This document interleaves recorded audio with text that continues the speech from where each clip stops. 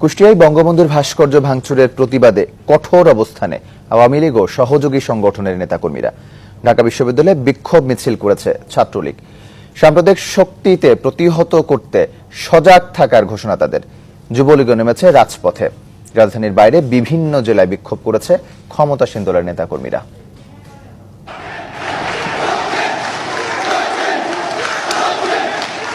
কুষ্টিয়ায় বঙ্গবন্ধুর ভাস্কর্য ভাঙার প্রতিবাদে বিক্ষোভে ফুঁসছে রাজধানী সহ সারা দেশ।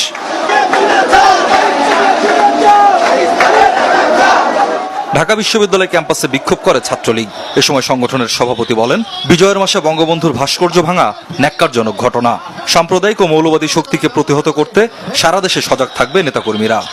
এদেরকে যদি আমরা এখনই উৎখাত করতে না পারি, তাহলে অদূর ভবিষ্যতে আমার মনে হয় এরা বাংলাদেশকে আফগানিস্তান বানাতে চাবে, বাংলাদেশকে পাকিস্তান বানাতে চাবে। তো আমরা বাংলাদেশ ছাত্রলীগ সোচ্চার আছি। বঙ্গবন্ধু এভিনিউয়ে কেন্দ্রীয় কার্যালয়ের সামনে অবস্থান কর্মসূচি ও বিক্ষোভ করে যুবলীগ।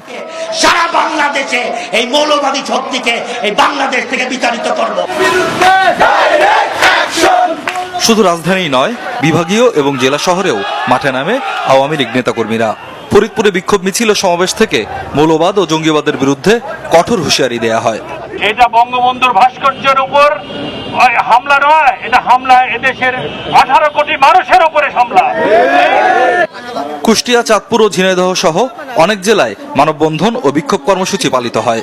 এ সময় বঙ্গবন্ধুর ভাস্কর্য ভাঙচুরের সাথে জড়িতদের কঠোর শাস্তির দাবি জানানো হয়।